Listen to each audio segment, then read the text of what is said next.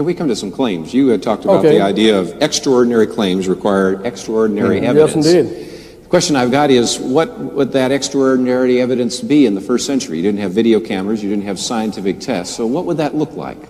If there had been a video camera there at the door of the tomb, you know, and we could see the angel coming down, rolling aside the big stone, that sort of thing, well, I would say probably, first of all, it was made in the Walt Disney Studio. That would be my first hypothesis. You know, that Steven Spielberg had something to do with it, you know. This watchword, extraordinary claims require extraordinary evidence, is really just an excuse for an a priori rejection of the miraculous, because you weren't, or you didn't give any sort of evidence that would satisfy you with respect to one of these extraordinary claims. It made it sound like, to me, you were saying that nothing would convince you, no matter what. No, all sorts of things would convince me. Well, with respect to the resurrection, though, I mean, you said if there was a video camera, you'd say it was a fake stone that was rolled away. You know, I mean, what sort of...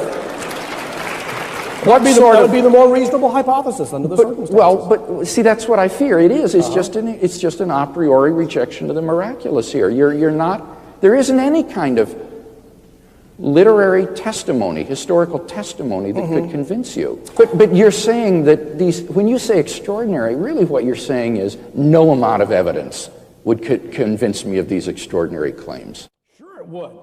If tomorrow morning, immediately after breakfast, suddenly there was an earthquake, you know, and a silvery light shone in the sky, and the leaves dropped from the trees, and I dashed outside, and there, towering over us like 100 Everests, was this giant figure with lightning playing around his Michelangeloid face, and he pointed down and saying, "Be assured, Keith M. Parsons, that I do in fact exist, and I'm sick of your logic chopping."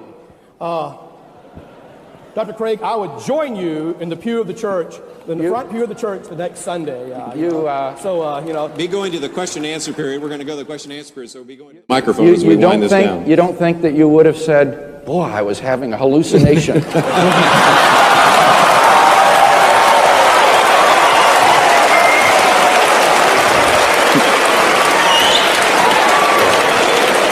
Not